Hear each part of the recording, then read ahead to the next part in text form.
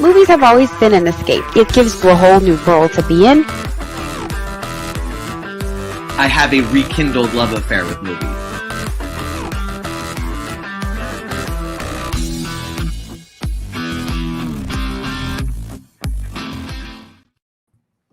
Welcome, everybody, to this episode of Real to Real Talk. I am Sergio Barrera, and it's time once again to talk all things movies. Joining me is the other Real to Real talker, Paul Britton. Paul, welcome. What up, my friends? How's it going? I'm doing well. How are you doing, Sergio? I am doing fine as we approach, well, I guess we're in the holiday season. So much happening. It's Matrix week. But bigger than that, it was Spider-Man weekend, which, it's by the Matrix way, week. Was that? I said it's Matrix week. I repeated myself after you said Spider-Man. No, I think it's something we're celebrating. The release is the 22nd, which is imminent tomorrow. Yeah. I only bring that up because that's going to be our next week's topic of conversation. So right. But what we have this week are a couple of movie reviews. It's going to be kind of straight to movie reviews as we've been doing this past few weeks. And we are going to talk about primarily Spider-Man No Way Home, Marvel's latest entry, what is now a trilogy of Spider-Man specific films. And we'll be talking about that film as part of this episode tonight, along with an interesting find, Paul, that you have for us this week that we're going to talk about as well. So before you get into it, just give a little preview of what you're going to be bringing us. So Guillermo del Toro, you may have heard of him, has a new movie that came out this past week. Did not fare well in the box office, but look, even Steven Spielberg's West Side Story did diddly poo in the box office. Right. So it's not a good time to not be an action movie right now. Let's just say that, like, if you're not an action movie at some level or have Lady Gaga, you're not going to be doing well in the box office. And so, but that's okay that it didn't do well in the box office because, hey, it's Guillermo del Toro, right? And pretty reliable, pretty consistent, Oscar winner for Shape of Water. Right. I don't know what your feelings are on that one. I personally love it. I'm right there with you. Great. Hellboy was probably my first movie of his. Also love Pan's Labyrinth. Love Pacific Rim. Look, this is a dude that's made some great, amazing movies. He was once tied to making a Haunted Mansion movie, which I would have loved with Disney, but then other things, whatever. It's fine. But now he's out with Nightmare Alley, which is a remake of a 1947 Tyrone Power movie, which is an adaptation of a novel that I have not read, but I understand is a pretty gritty, dark novel. And the movie, and this is a classic neo-noir movie. In 1947, it would have been just, regular noir. And it's just a low down dirty movie. I mean, there's just no ways getting around it. It is dark. It's not going to be the feel good movie of the year.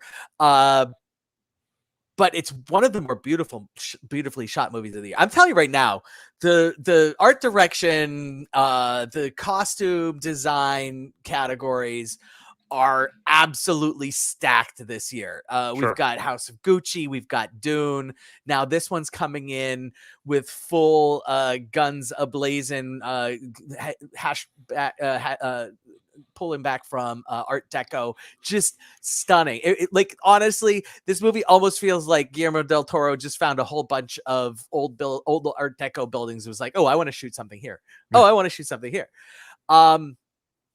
But it's the story of a guy who we are introduced with early in the film that is a little bit of a mystery as to what he's up to, because he's setting a house on fire. And there's what appears to be a body inside the house that he puts under the floorboards, and he walks away. And he ends up joining a circus as a roustabout, and then becomes a carny, and works his way up from being a carny to being a mentalist, and then takes the mentalist job on the road.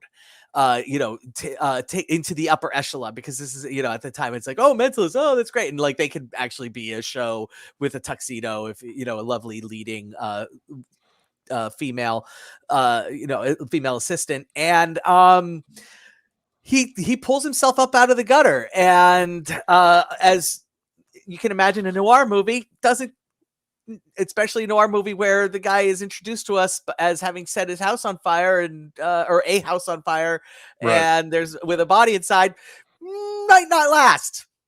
And so I don't think it's a big spoiler alert to say not a happy ending. Like, Right. it's very much it is such noir. It is such classic, like the downfall of the nouveau riche, and it's the guy that doesn't quite get there.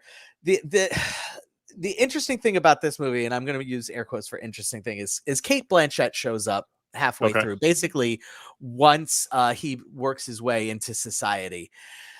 And this is a tale of two movies. This is a tale of a movie that starts out with the carnival life, and it's fascinating and interesting characters. Right.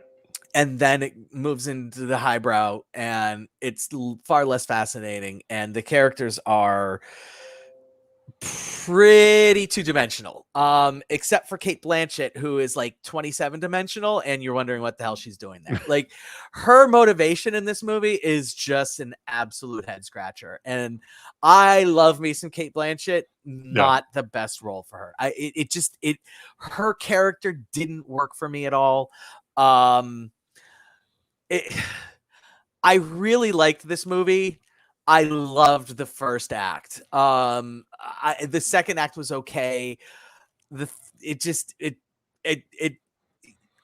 know exactly where it's going. I mean, there's just no doubt. There's no, like, at no point are you think, oh, I wonder how you know where it's going. You know where it's going, and it's going to be gross and dirty.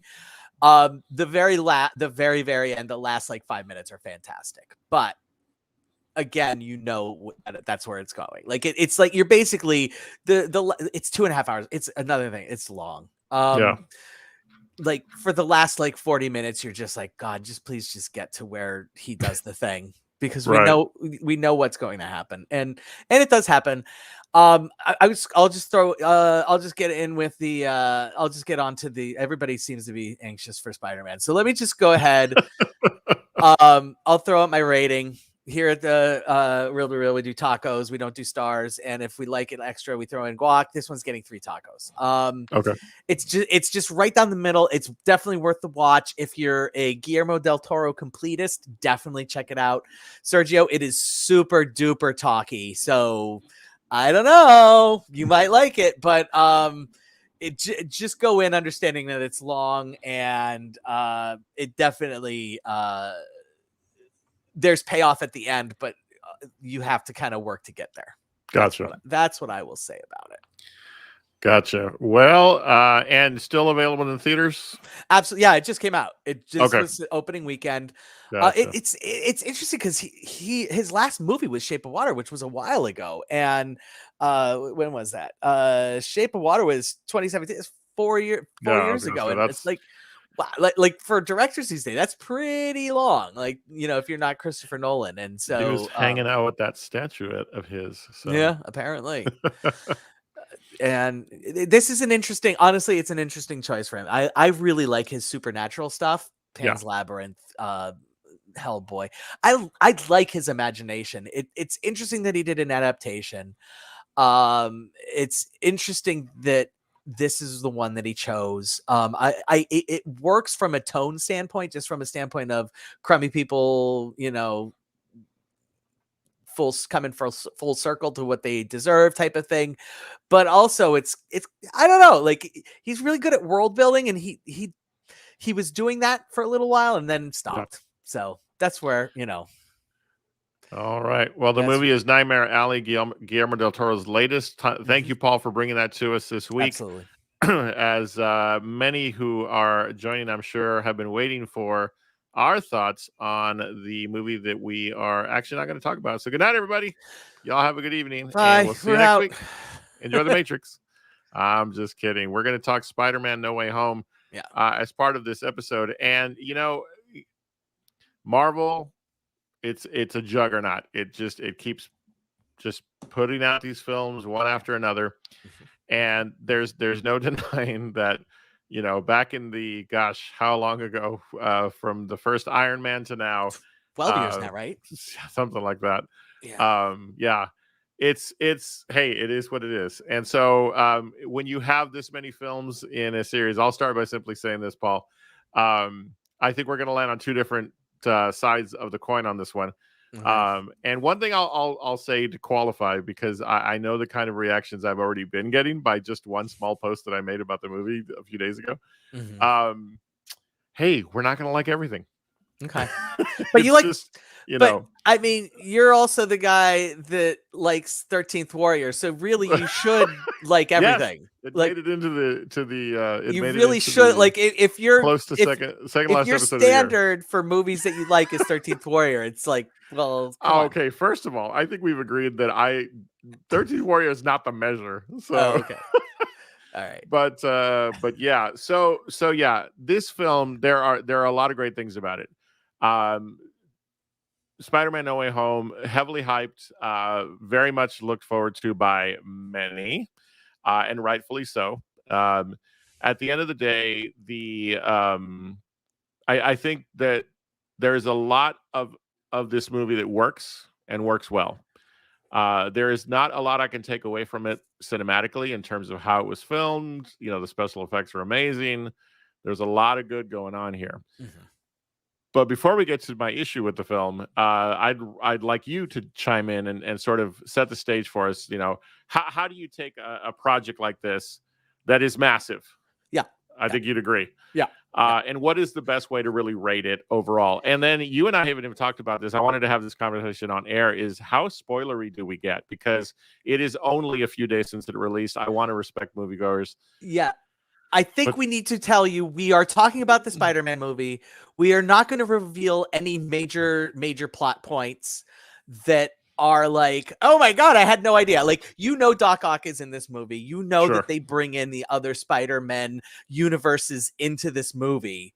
If there are things that you're like, oh, I didn't know that was going to like, no, like at this point, there are certain things You that had to anticipate certain things. Yeah, we are certainly not going to spoil any major plot points. But the other Spider-Man universes, i.e. the Andrew Garfield and the Tobey Maguire Spider-Man universes, do appear in the movie as they do appear in the trailer. And you can logically take that to its next logical conclusion to determine what else or who else might pop up in the movie. So, like, that's your spoiler warning. Like, if but we're not going to go beyond that. Like, I think we should try to stay away from major absolutely plot events that cause motivation. I'm sure you know what I'm talking about here. And yeah, absolutely. And so maybe so I'm gonna take it back for just a second, because I think therein lies one of my biggest issues with this film. Okay. As someone who has seen all of the previous films that are harkened back to in this movie, sure, and enjoyed most of them, right? I think there's two ways I look at this. It's either you're relying on something that most of your audience, not most of, I'm going to be careful, that some of your audience may not have seen. And I've had conversations with folks who were like, okay, I get people got excited, but why? Well, it's obvious you didn't see some of these films, right? Or the other direction, which is more my thing, is it was a first two acts, huge nostalgia grab. That's what this movie was. Sure. Okay. I can't take away anything from it cinematically. That's what we should come to expect from a Marvel film by now. That everything is going to be big, everything's going to be sharp and clean and great CGI, the whole nine yards. But if I'm going for a story that's supposed to introduce a larger concept that is now the phase that we're in of the whole multiverse thing, I don't think the story here had much. That's my issue I with the have to disagree with you. I Okay. have to disagree, and here's Good. why. I agree that the second act was a nostalgia grab. The first act was not at all a nostalgia grab. For the first act is setting up, is picking up Sure, okay. exactly where Far From Home left Right. off, Right. and builds up the here's the motivation for Peter Parker to Good do point. Yeah, true. to go seek out Doctor Strange. And Right. you know, again, not a spoiler that Doctor Strange is in this movie and is kind of the one It's that all over opens the up the trailers, yeah. multiverse. Yeah, okay. The everything that is involved with Doctor Strange, again, not a nostalgia grab. And the events up to the that which opens up the multiverse, not nostalgia. So that's the first act. Okay. Then the second act starts introducing the multiverse characters, and I understand where you're coming from as far as calling it a nostalgia grab, but also they do a lot with what's his name, Tom Hilton's no, not Tom Hilton. Why can't I think of his name? Tom Holland? Tom Holland, thank you. They do a lot with Tom Holland Spider-Man's motivation. Like they do a lot. Oh, okay, yeah, sure. To establish this is where we are, you know, he makes horrible decisions. If you said like I can't believe that like that other characters in this movie allowed him to make these decisions, I would be like, yeah, I agree with you. Like his decisions are not even just bad for a superhero. They're not even bad for a teenager.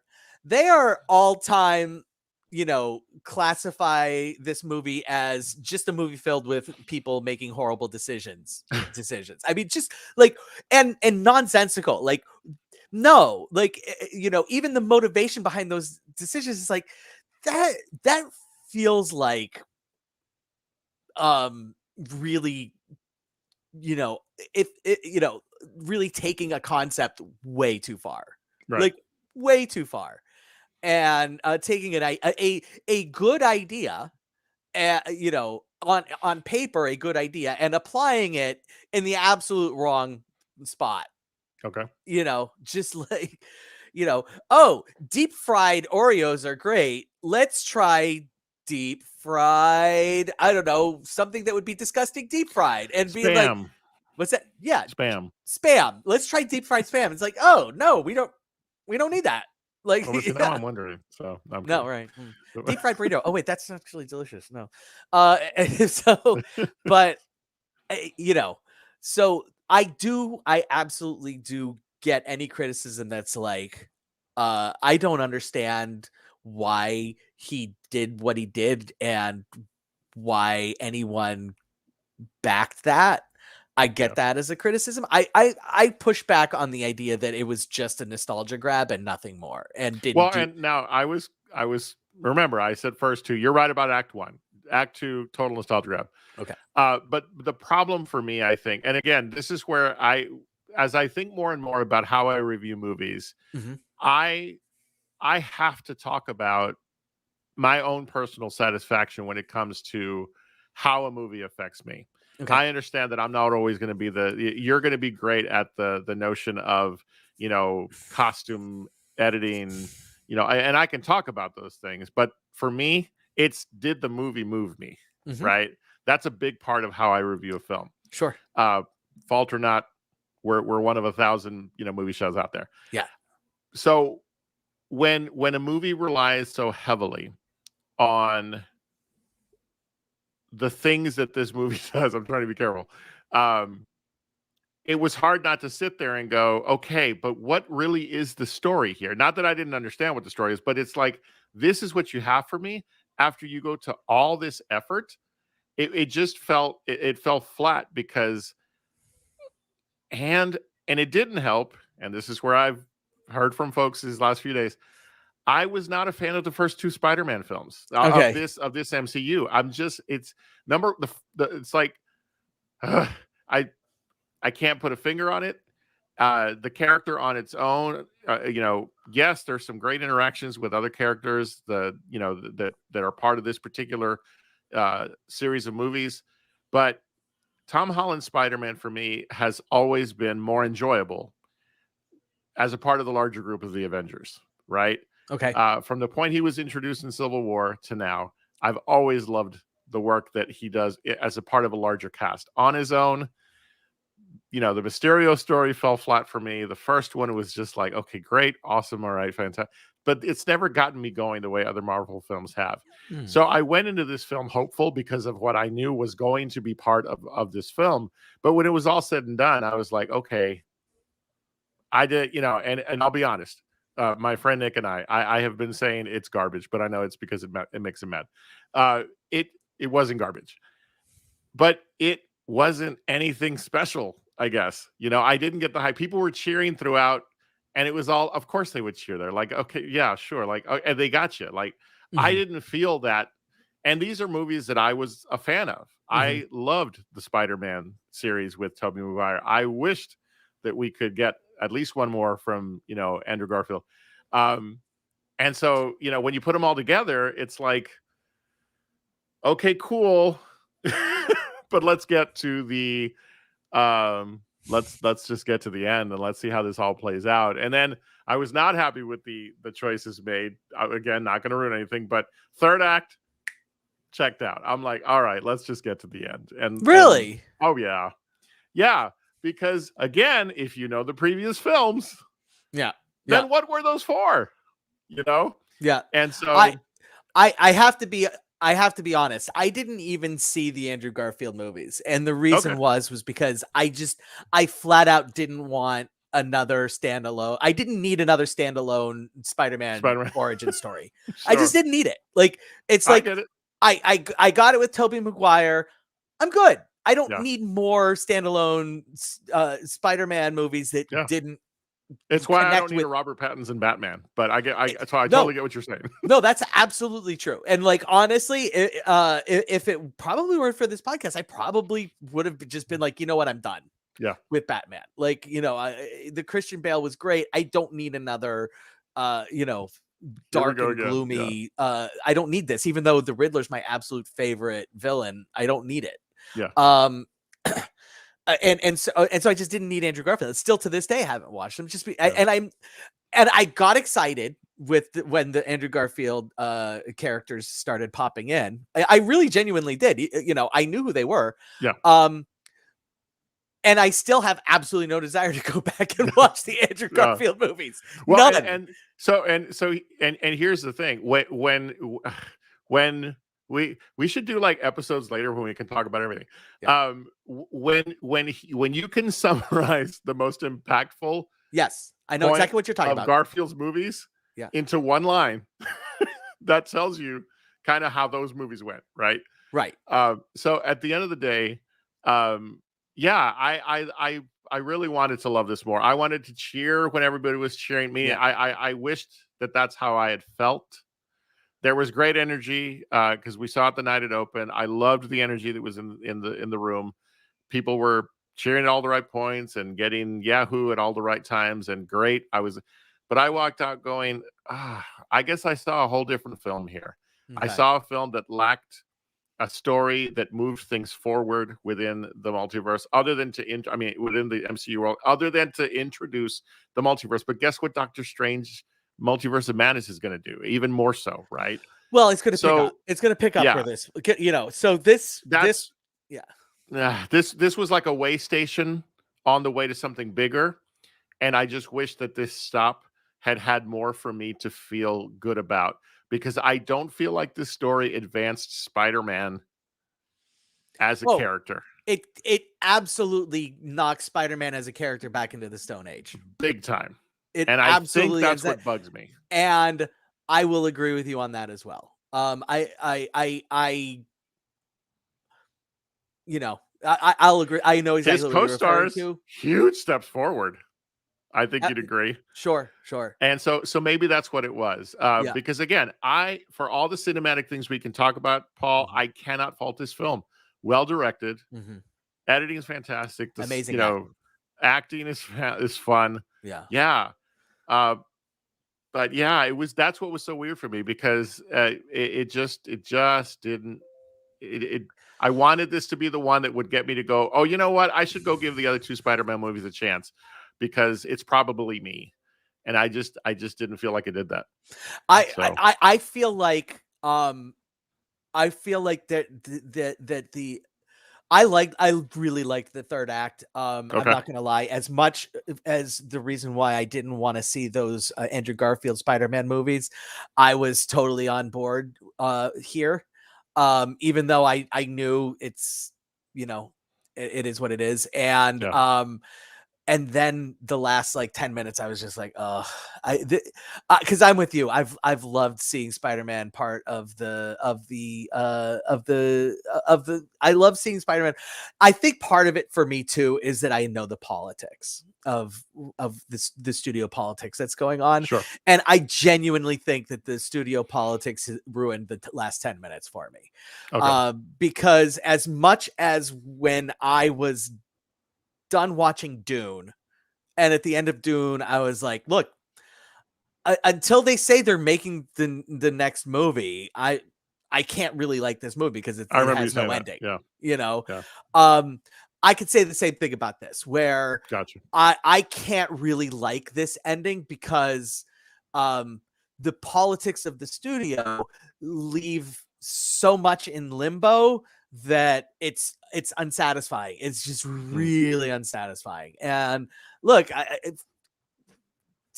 this has been such a great partnership it's worked great for Sony and Disney. It doesn't make any sense, and I hope they come to their senses, but if they don't, I hate them. So there you go. But like I will agree. While I disagree that getting there was a problem for me, where it lands, I was uncomfortable with. I was uncomfortable with it. That's fair. And yeah, so and that will affect my rating on it. The first act was as good of a first act for a Marvel movie as I can remember. Just amazing though. Like every single second he was on screen with Doctor Strange was just I enjoyed it almost as much as his time with Iron Man, honestly. Yeah, I just wish they would stop. They keep trying to like. We need this sort of Stark-esque element, and I'm like, I don't think you do. I get it that's this universe, right? But I really think that hinders the character when you try to lay so much on him. Constantly going back to Stark. I mean, I get it, but the kid's got to mature at some point. Well, then if you say that, I'm surprised you didn't like the ending. Well, I mean, again, for different reasons of how we got there and what it means for, because I don't, my issue wasn't with the how should I put this? It wasn't with the story part of it. Okay. I'm like, that creates, I didn't even, to be honest, Paul, I didn't even think about the studio politics, which I'm familiar with. I was just like, this doesn't do anything to further the character, but it gives them a leaping off point to I don't know what. It's a total different leaping off point than any other prior Spider-Man movie left with. Absolutely. And at the end of the day, the issue for me is, okay, so if I'm gonna have this issue with standalone Spider-Man films continually, then let's keep him in the bigger picture of a group. Like who's that going to be as we get deeper into this multiverse? Listen, when WandaVision began, I was not interested at all, and I still haven't gone back to that. But I have seen Loki and other things that got us to that are getting us to where we're going.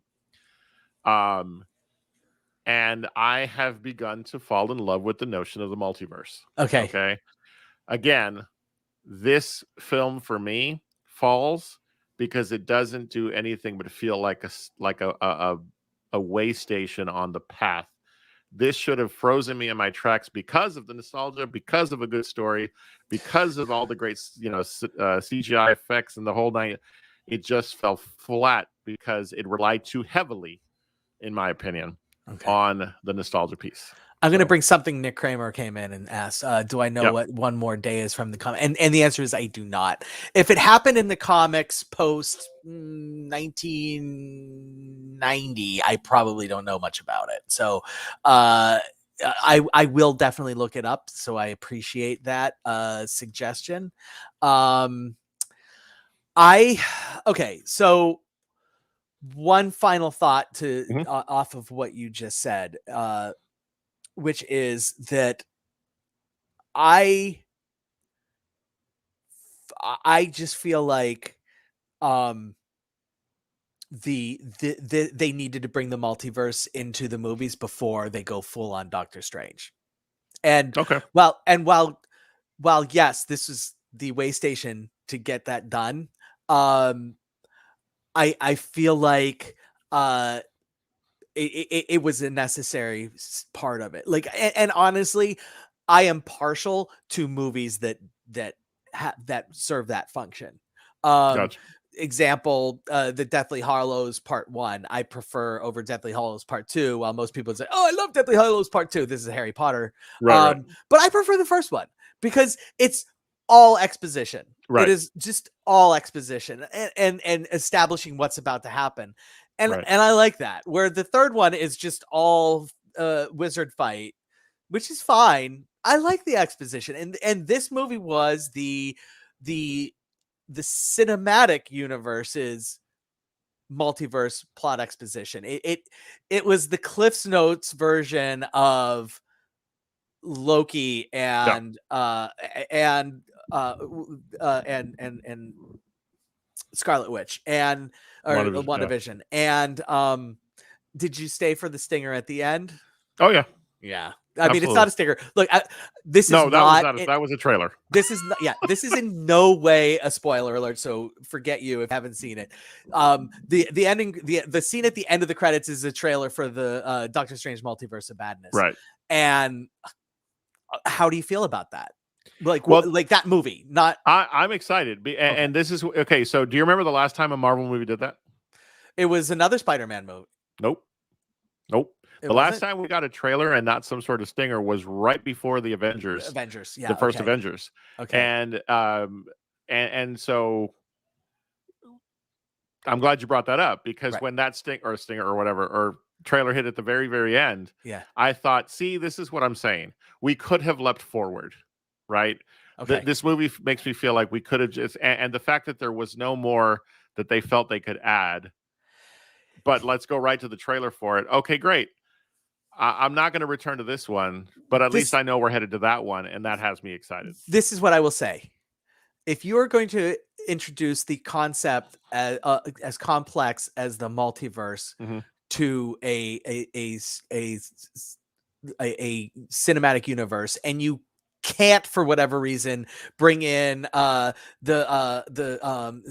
the Spider-Verse movie because that movie does it fantastically, in its own. So you have to do it within the Spider-Man cinematic universe with the live action people. This is the franchise to do that with because you have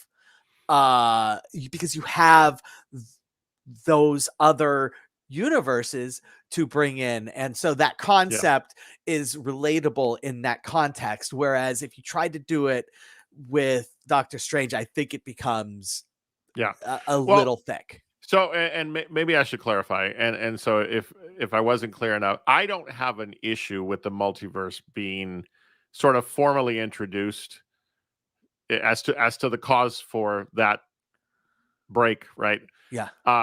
I don't have an issue with that being part of this film. I'm okay with that. But if all of that combined with the other feeling, there were so many things that made me go, this really isn't a Spider-Man film. Like, it's Spider-Man, absolutely. But it's like, there's so much other stuff they're trying to put in here that it's like, okay, what is the story you're trying to tell? Right. And so are there elements that I take from this film and go, awesome, okay, we're going to move forward and great. I'm looking forward to the next one. Because if you remember just a few films ago, I was like, I don't really care. At least I've moved forward. Good. You've gained your sanity. But for what you're trying to sell me with this movie, Spider-Man No Way Home, I am buying. I'm like, okay, great. And I'll just jump right to tacos for, if you don't mind. We don't have to, but Sure. it's not going to fail on tacos, Okay. right? Because again, it's a fantastic film from a cinematic standpoint, Yeah. right? And I have to not take tacos away because Sergio had a personal feeling, right? No, you should though. Like It weighs in, but I'm not going to sit there and like punish it, you know? Yeah. Are we okay to go to tacos? Yeah, let's do one really quick thing. Okay, Nick cool. Kramer says, do I agree that Oh, yeah. you should definitely see What If? And I will say this, the wonderful thing about What If is you don't have to see them all, but you do have to go on and look for the Doctor Strange episode and watch the Doctor Strange episode. And I do want to watch that series. That is one I just haven't made the time because I've got You should watch the whole thing, but if you don't, and this is Make to sure you catch everybody, just go find the Doctor Strange episode. You have to see that before Gotcha. But go ahead, do your and I promise I'm going to make this promise on air because I know he'll hold me to it. I am going to watch the rest of WandaVision very soon. So okay, good. So yeah. Good. So and to, hey, from Countdown City Geekcast, thank you to our friend Ted for joining in. He says it's a film about Peter Parker accepting the role of responsibility hero. It's absolutely a spider. Yes, it is. No doubt from that regard. In fact, 3 times over. So, yeah, I get what you're saying. And thanks for joining us, buddy. I'm glad you're watching. I appreciate that. Go check. Y'all need to check out his podcast as well because they do some fine work. So, but yeah, so on to tacos, and I'm going to go ahead and just throw mine up real quick. And you might be surprised because of all I've said, but I've got to be fair. Okay. I will give this movie 3 tacos plus guac. There are so many great things about it. And there's a sequence. Again, you guys go see this film. There's a sequence where our heroes are talking, and there is some funny stuff. There are some funny there's dialogue pieces that occur between them that I'm like, yeah, okay, all right, you started to reel me in, but then the movie continued. So, 3 tacos plus guac. Not going to tell anybody that this is, a shit film. It's not. Right. It just didn't work for me 100%. So that's good. It didn't work for me 100% either. I'm giving it 4 tacos plus guac. It loses a taco, and honestly, it's almost like 4 tacos. The guac is just because if this is the last installment of of Spider-Man in the MCU, it's successful in that. However, I hate that it might be the last installment of Spider-Man in the MCU. So I just, there's a lot of things at the end that I like some things at the end.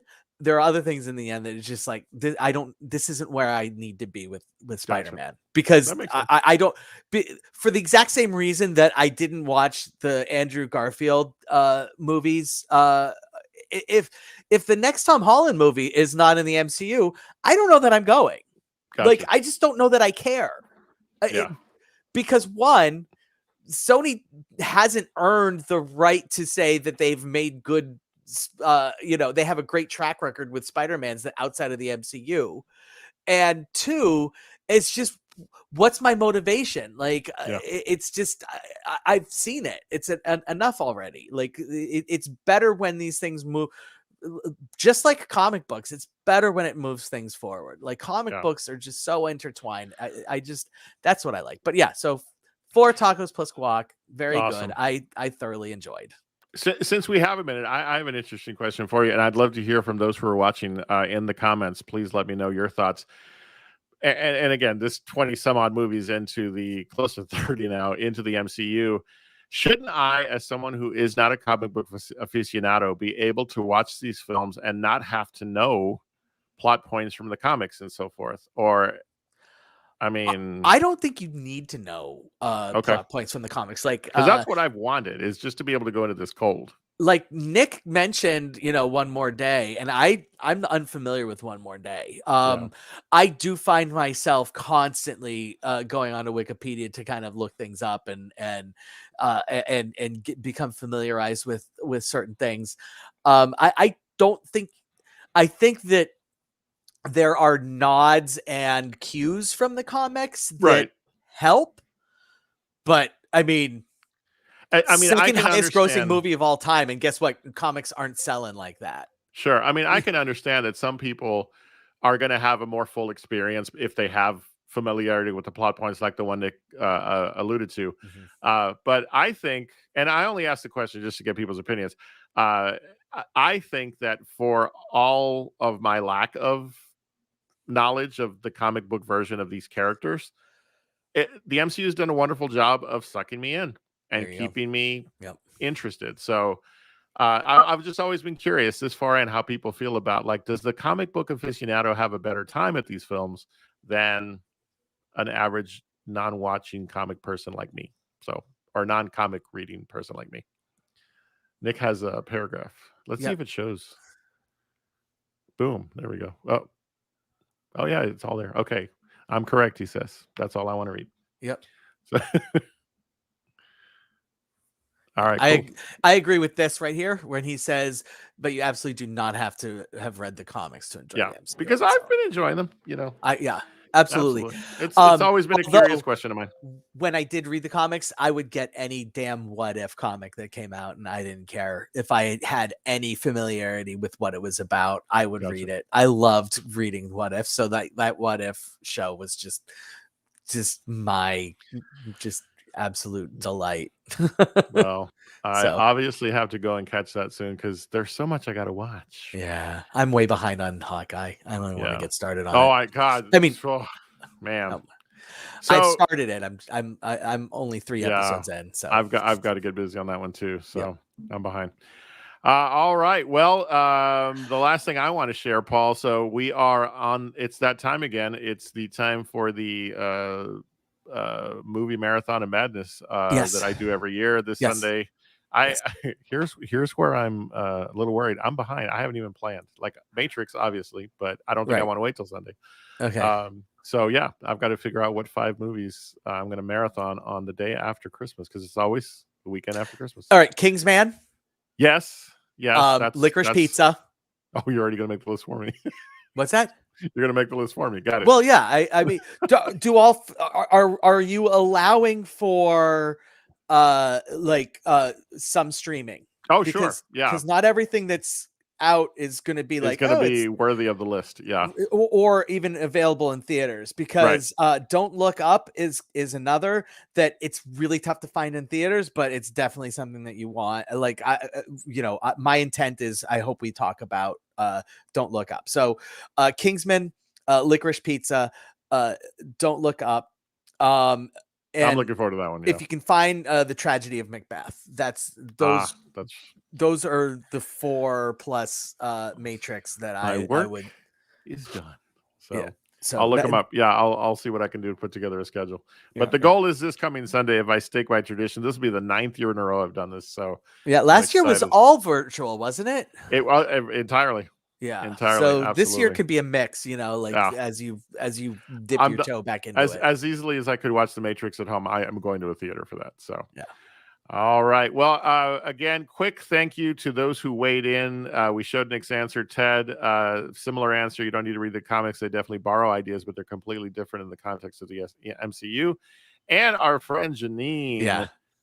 Never read any of the comics. All I do is watch nerd out on YouTube when I need an explanation. So there you go. That's a very valid point. There are enough nerds that have the comics covered that will absolutely give you an excellent Cliff's notes of what you need to know. I have someone named Nick Kramer. So that is my resource. So thank you all to those of you who joined in on the conversation. We appreciate you. We thank you so much for watching with us. Next week, we will launch into our next phase of our own as Real to Real Talk will move forward with our look at The Matrix. Big dive into The Matrix, plus those other movies that we've mentioned. And Nick, I think, Paul, I know your name. At some point, I think early on in the year, we should do like we did a few years back and kind of look ahead to 2022 and see what's in store and what we're excited about. So we'll be doing that very, very soon. Paul, I wish you the happiest of holidays and Merry Christmas. Thank you for your card, by the way. That was so awesome. Excellent. Glad you Elf related. I loved it. Yeah. But to you and your family, we wish you the best. To all of you out there, enjoy however you celebrate this time of year, and we'll see you next week. Until then, remember, you are awesome, you're amazing, and the world's a better place because you are in it. We'll see you next time.